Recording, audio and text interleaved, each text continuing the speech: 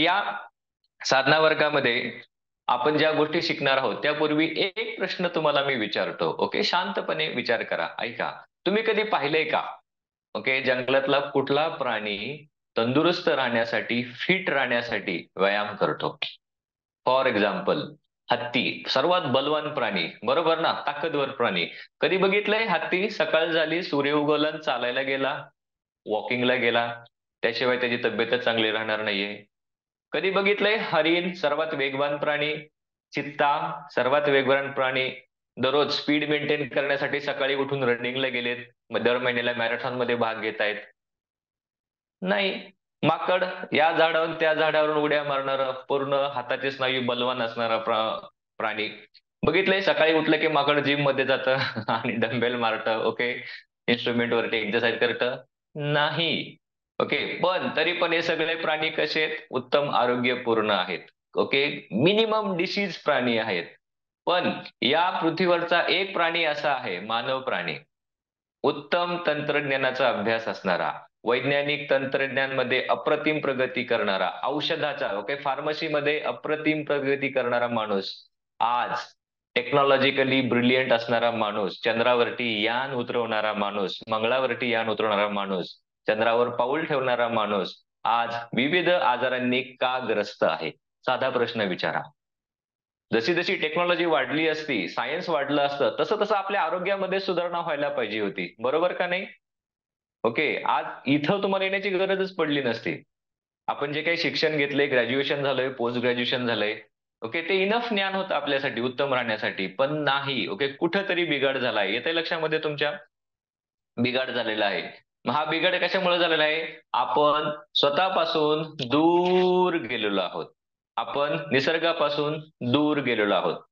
Okay, म्हणून काय झालंय, शहरामध्ये बिघाड झालेले आहेत. कुठंतरी जीवन जगण्याच्या ज्या कन्सेप्ट आहेत, व्हॅल्यूज आहेत, प्रिन्सिपल्स आहेत, त्या कुठंतरी आपली त्याच्यामध्ये गल्लत होतीये. त्या कुठंतरी आपलं काहीतरी होते, चूक होतीये आपली याच्यामध्ये. मग या साधना वर्गामध्ये आपण तेच शिकणार आहोत. आपण या गोष्टी शिकणार आहोत की या गोष्टींमुळे आपण स्वतःच्या जवळ येणार आहोत. कुठे? आपण स्वतःच्या सर्वजण जवळ येणार आहोत. मग या फॅट लॉस साठी, उत्तम आरोग्यासाठी 6 सवयी आहेत. किती सवयी आहेत? टोटल 6 सवयी आहेत. ओके, 6 हॅबिट्स म्हणा त्याला, किंवा 6 स्टेप्स म्हणा. या फॅट लॉस साठी किंवा उत्तम आरोग्यासाठी जी पहिली सवय आहे, महत्वाची जी सवय आहे, ओके, ती सवय आहे उत्तम निद्रा. झोप आवश्यक आहे. ओके, उत्तम आरोग्य पाहिजे असेल तर दररोज 7 ते 8 तासांची झोप आवश्यक आहे. का बरं झोप आवश्यक आहे? ओके, आपण जे काही दिवसभर खातो, सकाळी नाश्ता, दुपारी जेवण, रात्रीचं जेवण, मध्ये ओके आधेमध्ये एखादं स्नॅक्स, हे सगळं खाल्ल्यावरती पचवायला ताकद लागते. पचवलेल्या गोष्टी ऍसिम्युलेट करायला ताकद लागते. शरीरामध्ये ते अब्झॉर्ब झालं पाहिजे. अब्झॉर्ब झाल्यानंतर शरीराच्या बाहेर काढायला ताकद लागते. ओके, कंटिन्यू जर आपण जागं राहिलं तर आपल्या मेंदूचं पोटावर असणारं लक्ष काही वेळासाठी कमी होतं, कारण आपल्याला पूर्ण एनर्जी, कॉन्शियसनेस जागी ठेवण्यासाठी लागते. जागं राहिलं तर आपलं पोटावरचं लक्ष कमी होतं. जर रात्री आपण झोपलो तर खाल्लेल्या अन्नाला व्यवस्थित पचवण्याचं काम होतं. शिल्लक राहिलेल्या अन्नाला पोटाच्या बाहेर काढण्याचं काम व्यवस्थित होतं. ज्या ठिकाणी शरीराची झीज झाली आहे, कामगार वर्ग म्हणा, वॉकिंग मुळे म्हणा, काम करण्यामुळे म्हणा, शरीराच्या वेगवेगळ्या भागांची झीज होत असते. स्नायूंवरती ताण येत असतो, हाडांवरती ताण येत असतो. हा ताण शरीर रात्री दुरुस्त करत असतं. आणि आपण एवढं मॉडर्न झालो की आपल्याला बघा, 4 तास कोणी झोपतंय, कोणी 5 तास झोपतंय. आजपर्यंत 10,000 लोकांचं आम्ही गुगल फॉर्म अनालिसिस केलं. ऍव्हरेज झोप आम्ही काढली तर 6 तासांपेक्षा ऍव्हरेज झोप आहे आपली सर्वांची. 10,000 लोकांवरती अभ्यास केल्यावरती या गोष्टी आमच्या समोर आलेल्या आहेत. आणि झोप कमी झाली तर 100% जगातला कुठलाही डॉक्टर आपल्याला बरं करू शकणार नाही. लक्षात घ्या, जी औषधं खातायत ना, गोळ्या खातायत, सकाळी एक संध्याकाळी एक, किंवा काहींच्या 2-2 गोळ्या, ओके, तुमच्या गोळ्यांचं मूळ तुमच्या जीवनशैलीमध्ये आहे. झोप बरी झाली तरच शरीर ज्या अवयवांमध्ये बिघाड झालाय तो अवयव दुरुस्त करणार आहे. त्यामुळे पहिली गोष्ट आहे उत्तम निद्रा. दररोज 7 ते 8 तासांची अखंड झोप आपल्याला मिळाली पाहिजे. दुसरी महत्वाची गोष्ट आहे उत्तम आरोग्यासाठी, फॅट लॉस साठी, ती आहे वॉटर बॅलन्स, पाणी. ओके, शरीरामधले पाण्याचं प्रमाण आपण मेंटेन ठेवलं पाहिजे. थोडा विज्ञानाचा अभ्यास करा. आपलं जे शरीर आहे, हे जे शरीर दिसतंय तुम्हाला, ओके, हे शरीर जवळपास 60%, 60% पाण्यापासून बनलेलं आहे. ठीक आहे, या शरीरामध्ये 60% पाणी आहे. मग 60% म्हणजे काय? जवळपास सपोज विचार करा, 100 किलो जर माझ्या शरीराचं वजन असेल, त्यापैकी 60% म्हणजे 60 किलो शरीरामध्ये पाणी आहे आणि 40 किलो हाडं, मांस, मज्जा अशा गोष्टी आहेत.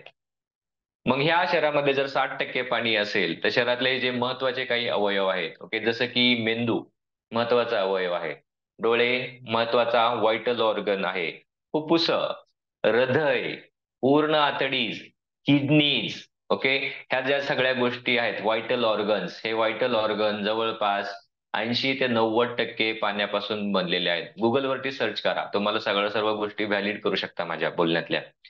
ओके, 80 ते 90% पाण्यापासून बनलंय. म्हणजे काय? डोळे बाहेर काढले, त्यातून पिळले डोळे, तर त्यातून 80% पाणी बाहेर झाले आणि फक्त 20% मांस शिल्लक. सेम थिंग मेंदू संदर्भात सुद्धा. मग हे जे व्हायटल ऑर्गन पूर्णतः 80% पाण्यापासून बनलं आहे, तर विचार करा मित्र, जर आपण शरीरामध्ये पाणी कमी केलं, पाणी कमी पिलो, तर शरीर काय करतं? बाकीच्या भागातलं पाणी काढून घेतं आणि या व्हायटल ऑर्गनला पुरवतं. ज्यांना ज्यांना ऍसिडिटीचा त्रास आहे, ओके, तुम्ही पाणी कमी पित आहात, 100% पाणी कमी पितात. नुसती पाणी पिण्याच्या सवयींमध्ये बदल केल्यावरती शरीरातली ऍसिडिटी ड्रॉप होते, कंपल्सरी ड्रॉप होते शरीरातली. प्रयोग करून बघा. ओके, 10,000 लोकांनी प्रयोग केलाय, ओके, त्यांना रिझल्ट मिळाले. 10 दिवसात पूर्ण ऍसिडिटी बंद झालेली आहे या साधना वर्गामध्ये. भरपूर असे साधक होते. एक ताई अशा होत्या, 15 वर्षापासून हायपर ऍसिडिटी होती त्यांना. किती किती त्यांनी दवाखाने केले, सकाळी अँटासिड, संध्याकाळी अँटासिड. 15 वर्षाची गोळी 1 महिन्याच्या साधनेने, ओके, त्यांची पूर्ण बरी झाली. पूर्ण बरी झाली. करून बघा, करके देखो. माझं प्रत्येक बोलणं, या साधना वर्गातल्या प्रत्येक शिक्षकाचं बोलणं व्हेरीफाय करा. प्रयोग केल्यावरती ज्या गोष्टी कळणार आहेत. ठीक आहे. दुसरा नियम होता पाणी पिण्याचा नियम, वॉटर बॅलन्स. तिसरा जो नियम आहे, ह्याच्यामध्ये येतो बॅलन्स्ड फूड, बॅलन्स्ड डाएट, उत्तम आहार, पौष्टिक आहार. आम्ही कुठलाही तुम्हाला प्रोटीन पावडर सांगत नाही, हर्बल पावडर सांगत नाही. आम्ही फक्त काय सांगतो, आपलं घरातलं जे किचन आहे, त्या किचनला दुरुस्त करा. आपल्या शरीरामध्ये बघा, ज्यावेळेस प्राणशक्ती सोडून जाते, खाली काय शिल्लक राहतं? डेड बॉडी शिल्लक राहते. बरोबर? मग ही जी प्राणशक्ती आहे, ही प्राणशक्ती संपूर्ण निसर्गामध्ये भरलेली आहे. हिरव्या भाज्यांमध्ये भरलेली आहे, शुद्ध फळांमध्ये भरलेली आहे. ओके? तर आपण हिरव्या पालेभाज्या खाण्यामध्ये सुरुवात केली. कुठली हिरवी भाजी बघा, मार्केटमधून आणा. एक दिवस ताजी असते. दुसऱ्या दिवशी ती थोडीशी सुकून जाते. तिसऱ्या दिवशी पूर्ण ते मान टाकून देते. बरोबर ना? होतं ना असं? ओपन ठेवली तर? येस. मग या हिरव्या भाज्यांमध्ये काय असतं? मार्केटमधून आणलेल्या फ्रेश भाज्या, प्राणशक्तीचा कंटेंट भरपूर असतो त्याच्यामध्ये. जर तुम्ही त्या इमिजिएट खाल्ल्या, आणल्या आणल्या तुम्ही भाजी करून खाल्ली, तर शरीरामध्ये जी प्राणशक्ती कमी झाली आहे, ती प्राणशक्ती काय येते? भरून येते. शरीरामध्ये प्राणशक्तीची वाढ होते. करून बघा. मग या हिरव्या भाज्याच आपल्याला बरं करत असतात. आता काहींचे खाण्यासंदर्भात गैरसमज असतात. एक प्रश्न घेऊयात आपण. लहानपणापासून आपल्याला सांगितलंय, हाडं जर बळकट करायची असतील, स्नायू बळकट करायचे असतील, तर आपल्याला काय करायला पाहिजे? दूध पिलं पाहिजे. बरोबर? कारण दुधामध्ये कॅल्शियम खूप असतं. या कॅल्शियममुळे आपले, ओके, सांधे मजबूत होणार असतात. तर मित्र हो, दुधामध्ये कॅल्शियम कुठून येतं हो? गाईच्या म्हशीच्या दुधामधून. बरोबर? त्या दुधामध्ये कॅल्शियम कुठून येतं गाईच्या दुधामध्ये? ओके. गाईच्या पोटामधून. गाईच्या पोटामध्ये कॅल्शियम कुठून येतं? गाई जे चारा खाते, हिरवा चारा, गवत जे खाते, त्या गवतातून कॅल्शियम गाईच्या आतमध्ये येतं. बरोबर? मग दूध हे कॅल्शियमचा सोर्स नाहीये. कॅल्शियमचा सोर्स तो चारा आहे. चाऱ्यामध्ये कॅल्शियम कुठून येतं? दरडी मातेमधून कॅल्शियम येतं. मग आपल्या ब्रेनवरती टीव्ही जो मीडिया आहे, हा याने काय केले? आपल्या सर्वांची ब्रेन वॉश केलेले आहे.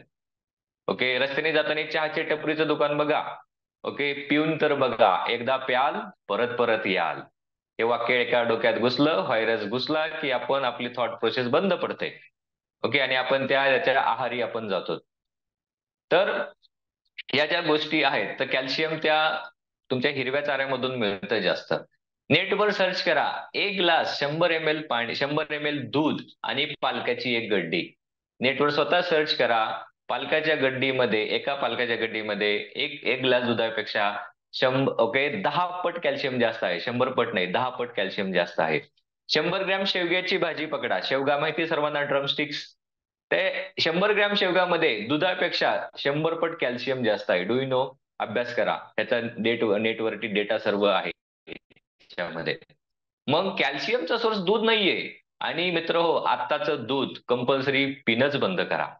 हॉटेलमध्ये गेल्यावर पनीर खाणं बंद करा. का? रिसेंटली WHO चा एक अभ्यास होता जो संसदेमध्ये मांडलेला होता, की भारतामध्ये दररोज दुधाची खप किती आहे, लागत किती आहे दुधाची, कन्झम्पशन किती आहे? 55 लाख कोटी लिटर. भारतामध्ये जे पशुधन आहे, एक अख्ख्या भारतामध्ये कन्याकुमारी पासून जम्मू काश्मीर पर्यंत अख्खं जे पशुधन आहे, ते पशुधन किती प्रमाणात दूध तयार करू शकतंय? 12.5 लाख कोटी लिटर. 12.5 लाख कोटी लिटर. मग राहतं शिल्लक किती राहतं? जवळपास 42 लाख कोटी लिटर दूध आपल्याला शिल्लक राहतंय, जे पशुधनापासून मिळत नाही. त्यातलं समजून चला की अजून 20 लाख कोटी लिटर दुधाची पावडर बनवून आणून दूध तयार करतात. मग बाकीचं 20 लाख कोटी लिटर दूध तयार कसं होतंय? कुठून येतंय? हा संसदेत विचारलेला प्रश्न आहे. त्याच्यावरती उत्तर नाही. भारतामध्ये आपल्या घरामध्ये जे दूध येतं, पिशवीचं दूध येतं, कुठल्याही ब्रँडचं दूध येतं. त्या ब्रँडची आता मला नावं घेता येत नाही, कारण हा सेशन रेकॉर्ड होतोय. ओके, सगळं दुधामध्ये काय होतंय? प्रचंड भेसळ आहे. दूध बंद करा, तुमचे निम्मे आजार कमी होतील. निम्मे आजार कमी होतील, महिनाभरात कमी होऊन जातील. ऍसिडिटी सडनली कमी होऊन जाईल तुमची. कारण त्या दुधामध्ये प्रचंड केमिकल वापरलं जातं. घरी सर्व महिला वर्ग, तुम्ही पनीर बनवतात सर्व. 1 लिटर दुधाचं पनीर किती तयार होतो? एवढी एवढीचं पनीर तयार होतं, एवढी एवढीचं. बरोबर? 1 लिटर दुधाचं जर आपण लिंबू पिळून पनीर काढलं, हार्डली 150 ते 200 ग्रॅम पनीर तयार होतं. बरोबर? बरोबर का? येस. मग हॉटेलमध्ये भरपूर पनीर येतंय कुठून? सगळ्या भाज्यांमध्ये नुसतंच पनीर असतं. कसं काय शक्य आहे हे? दूधच एवढं तयार होत नाही. जर दूध एवढं 12.5 लाख कोटी तयार होतंय, त्यातून पावडर करायला शिल्लक दूध राहतच नाही. मग दुधाची पावडर कशी तयार केली जातीये? कुठून तयार केली जातीये? हे प्रश्न विचारण्यासारखे आहेत. अख्ख्या जगामध्ये एवढं पशुधन नाही की त्यातून शिल्लक राहिलेल्या दुधापासून पावडर तयार करतील. नाही. ओके. दुधाचे पदार्थ, बेकरीचे पदार्थ फक्त बंद करा. पूर्ण बंद करा 1 महिन्यासाठी. आणि शरीरामध्ये काय बदल होतोय हे अनुभव करा. खास करून लहान मुलींना दूध अजिबात देऊ नका. ओके. या दुधामध्ये गाईंना ओके हार्मोन्स तुटलेले असतात. नॉनव्हेज खाऊ नका. कोंबड्यांना इंजेक्शन दिलेले असतात. प्रोजेस्टेरॉनचा हेवी मारा केलेला असतो त्याच्यावरती. त्यामुळे काय होतात? लवकर वयात येणं या गोष्टी आजकाल घडायला लागल्या आहेत लहान मुलींमध्ये. ओके. एजिंग फास्ट व्हायला लागली महिलांमध्ये. पिरियडच्या तक्रारी निर्माण व्हायला लागलेल्या आहेत या दुधामुळे. पीसीओडीचे आजार व्हायला लागले आहेत. इन्फर्टिलिटीची समस्या व्हायला लागली आहे. तर सध्याचं दूध ओके पूर्णतः खराब दूध आहे, तर ते बंद करा. छोट्या छोट्या गोष्टी आहेत या आरोग्याच्या. तर तुम्हाला या आरोग्याच्या गोष्टी या साधना वर्गामध्ये डिटेल फूड क्लासमध्ये समजून सांगण्यात येतील. ठीक आहे. तर तिसरी गोष्ट होती, योग्य चौरस पौष्टिक आहार असला पाहिजे. आपल्याला फॅट्सची गरज आहे खाण्यामध्ये. उत्तम फॅट्स असल्या पाहिजेत. तूप असलं पाहिजे. फायबरची आवश्यकता आहे. कार्बोहायड्रेटची आवश्यकता आहे. मिनरल्स, विटॅमिन्स, या सर्व गोष्टींच्या दररोज थोड्या थोड्या प्रमाणात आपल्या शरीरामध्ये त्या गोष्टी गेल्या पाहिजेत. आपला आहार एकांगी नसला पाहिजे. डोक्यातले ते शब्दच काढून टाका. ह्याच्यामध्ये कार्ब्स किती आहेत? ओके. कॅलरी किती आहेत? ओके. हे जाऊ नका याच्यामध्ये. हा सगळा पैसा मार्केटिंगचा फंडा आहे. जिमवाल्यांचा, डायटिशियन वाल्यांचा. Don't go there. Balance. Okay. Kitchen balance ठेवा. जीवनाला बॅलन्स लागतं. तुम्ही किती चांगलं खातात ह्याच्यापेक्षा इथं गरजेचं काय आहे तेवढे ऑब्झर्व केलं जातं. बरोबर? काय खाल्लं हे नाही ऑब्झर्व केलं जात. शरीराला गरज काय त्याच गोष्टी ऑब्झर्व केल्या जातात. बाकी शरीर काय करतं? सगळ्या फेकून देतं शरीर. मग जिभेसाठी न खाता शरीराच्या पोषणासाठी आपण कसं खाल्लं पाहिजे, हा तुम्हाला उत्तम चौरस पौष्टिक आहार पद्धती या साधना वर्गात तुम्हाला शिकवली जाणार आहे. आणि चौथ्या गोष्टीला येतो योग्य व्यायाम, पुरेसा व्यायाम. ओके. तुम्ही विचार केला असता व्यायाम पहिल्यांदा आला असता. नाही. चौथ्या गोष्टी येतो व्यायाम. ओके. शरीर जर आपलं मोबाईल राहिलं, सतत हालचाल राहिली, तर शरीरामध्ये काय होतं? कार्डिओ व्यायाम चांगला होतो. शरीरामध्ये पूर्ण डोक्यापासून पायाच्या बोटापर्यंत रक्त पुरवठा सुरळीत होतो. ज्या भागामध्ये रक्ताचं दळणवळण होतं, ओके, रक्त जिथपर्यंत पोहोचतं, व्यवस्थित पोहोचतं, दररोज पोहोचतं, तिथली सगळी घाण काढून घेतं, ते शरीर उत्तम राहतं. आरोग्याचा साधा मूलमंत्र आहे, रक्त शरीरामध्ये सगळ्या भागांमध्ये व्यवस्थित पोहोचलं पाहिजे. आणि ते कसं पोहोचतं? ऍक्टिव्ह राहिल्यामुळं, हालचाल केल्यामुळे शरीराची. मग तुम्ही दररोज वॉकिंग करा, स्विमिंगला जा, सायकलिंगला जा, जिमला जा, योगा करा, सूर्यनमस्कार करा, काहीही करा. ओके, तुमचे शरीर ऍक्टिव्ह राहिलं पाहिजे, मुवमेंट तुमची राहिली पाहिजे. आता आपल्या शरीरामध्ये फॅट्स भरपूर झालेले आहेत, म्हणून आपण इथे एकत्र आलो. त्यासाठी आपण काय करणार, थोडंसं डायनॅमिक आपण मुवमेंट करणार आहोत. मग या ह्याच्यामध्ये तुम्हाला छान छान स्ट्रेचिंग असणं शिकवण्यात येणार आहेत. सर्व शरीराचे जे सांधे आहेत, फॉर एक्झाम्पल आता हाताचा हा सांधा आहे, मनगटाचा हा सांधा आहे, हा मेजर जॉईंट झाला. या हातामध्ये बघा, हे बोटांमध्ये पण सांधे आहेत, एका बोटामध्ये 3 सांधे आहेत. ओके, मायक्रो जॉईंट्स आहेत. ओके, या छोट्याशा एका हातामध्ये हे 15, ओके, 5 बोट, 5 त्रिक 15 जॉईंट झाले. 16 मनगटाचा, 17 हा कोपर, 18 खांदा, 18 जॉईंट्स एका हातामध्ये आहेत. माशे शरीरामध्ये भरपूर मायक्रो आणि मेजर जॉईंट्स आहेत. मग या जॉईंट्स मधला तणाव बाहेर कसा काढायचा, या जॉईंट्सला मोकळं कसं करायचं, ओपन कसं करायचं, या सर्व गोष्टी सूक्ष्म व्यायाम मध्ये आपण शिकणार आहोत. संपूर्ण स्पायनल कॉर्ड, ओके, पाठीचा कणा मानेपासून माकड हाडापर्यंत दिवसभर चुकीच्या पद्धतीने मध्ये बसल्यामुळं, खास करून आयटीचे लोक बघा, कायम दिवसभर कम्प्युटरवर असतात, डॉक्टर लोक, इंजिनियर लोक, स्पाइन वरती ताण येतो. या स्पाइन मधलं, पाठीच्या मणक्यांमधील जे व्हर्टिब्रल टेन्शन्स आहे, ते टेन्शन्स बाहेर कसं काढायचं, हे पाठीची खास असणं याच्यामध्ये आहे. पाठदुखी, कंबरदुखी, मानदुखी, सर्वायकल स्पॉन्डिलायसिस, विचारपूर्वक आसनांची निवड केली आहे. ओके, आणि आपला, तुमचा, माझा सर्वात महत्वाचा प्रॉब्लेम आहे, पोट वाढले, पोट कमी कसं करायचं आहे का? किती लोकांचा प्रॉब्लेम आहे? तर पोट कमी करायचंय, पोटच खूप वाढलंय. ओके, त्यामुळे पुरुषांना कुर्ता घालता येत नाही, कोणाच्या लग्नामध्ये जायचं झालं तर. ओके, कुर्ता घातला की पोट दिसतं, बरोबर ना, पातळ असतं ना कुर्ता.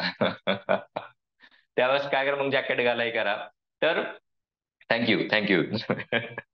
तर पोटावरची आसनं आपण घेणार आहोत, खास पोटावरची आसनं. आणि पोटावरची आसनं घेताना चेहऱ्यावरती स्माईल, छान हसरा चेहरा ठेवून ती आसनं करायची. कारण आपले पाय आहेत ना, ओके, जड पाय झालेले आहेत. ओके, वजनदार पाय, जड नाही म्हणायचं, वजनदार पाय आहेत. ओके, जसं की एखादा पुढारी असतो, वजनदार असतो ना, गावात आले की त्याला वजन असतं, तसं आपले पाय वजनदार आहेत. ओके, हे वजनदार पाय, पाय कमी कसे करायचे, त्याला हलकं कसं बनवायचं, ही सर्व आसनं याच्यामध्ये दिलेली आहेत. आणि सर्वात साधना वर्गाचं अप्रतिम अशी गोष्ट आहे, ती म्हणजे सूर्यनमस्कार. की तुम्हाला डिटेल श्वासासोबत स्टेप बाय स्टेप सूर्यनमस्कार कसा करायचा, ही गोष्ट तुम्हाला शिकवण्यात येणार आहे. तुम्हाला खूप लोकांना सूर्यनमस्कार माहिती असतील, शाळेत शिकवलेले असतील. ते सूर्यनमस्कार आणि हा सूर्यनमस्कार पूर्णतः वेगळा आहे. ओके, यामध्ये तुमचे पूर्ण nervous coordination, breathing coordination, body coordination आणि माइंड कॉर्डिनेशन, सर्व गोष्टी सिंक्रोनाइज केलेल्या आहेत, एकत्र तुम्हाला शिकवण्यात येणार आहेत. तर चौथी गोष्ट होती योग्य व्यायाम, पुरेसा व्यायाम. पाचवी गोष्ट जी आहे ती आहे म्हणजे स्वच्छ हवा. Okay, clean air, clean air. आपण अशा ठिकाणी राहत आहोत, ओके, सिटीमध्ये राहत आहोत, की तिथं हवेचं प्रदूषण प्रचंड आहे, प्रचंड आहे ना, बरोबर ना? येस, प्रचंड प्रदूषण आहे. तर आपल्या शरीराला ऑक्सिजनची गरज असते, प्राणवायूची गरज असते. सहावी जी गोष्ट आहे ती आहे सूर्यप्रकाश, स्वच्छ सूर्यप्रकाश. बघा, आपल्या अंगावरती ऊनच कधी पडत नाही. ओके, दररोज आपण अर्धा तास उन्हात गेलं पाहिजे, जास्तीत जास्त करून सकाळच्या उन्हामध्ये आपण गेलं पाहिजे. नाही शक्य झालं दिवसभरात कुठल्याही उन्हामध्ये जा मग. पण स्वच्छ सूर्यप्रकाश दररोज अंगावरती पडला पाहिजे. म्हणून स्वच्छ हवा आणि सूर्यप्रकाश मिळवण्यासाठी आपण दर रविवारी विशेष ऍक्टिव्हिटी आपण देत असतो. ओके, ही ऍक्टिव्हिटी आपल्याला करायची असते. ठीक आहे, तर या सर्व ज्या गोष्टी होत्या, हॅबिट्स होत्या, या साधना वर्गामध्ये आपण शिकणार आहोत. सर्वांना शिकायच्या आहेत? आहेत सर्वांना शिकायच्या? येस, पुन्हा मी रिपीट करतो. पहिली आपली हॅबिट कुठली होती? आठवतंय? उत्तम निद्रा, पुरेशी झोप. दुसरी हॅबिट वॉटर बॅलन्स, पाणी पिण्याचा नियम. तिसरी हॅबिट योग्य आहार, पौष्टिक चौरस आहार. चौथी गोष्ट कोणती होती? पुरेसा व्यायाम. पाचवी गोष्ट स्वच्छ हवा. सहावी हॅबिट होती सूर्यप्रकाश. हे 6 घटक, ओके, आपल्याला उत्तम आरोग्य प्रदान करतात. फॅट लॉस तर बाय प्रोडक्ट आहे, फॅट लॉस 100% होणार आहे.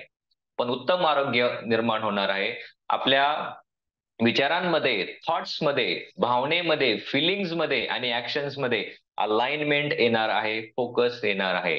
क्लॅरिटी आपल्यामध्ये निर्माण होणार आहे या साधना वर्गामुळं. ठीक आहे, अनुभव करायचा सर्वांना साधना वर्ग हा. Do you want to enjoy? Yes, ठीक आहे, चालेल.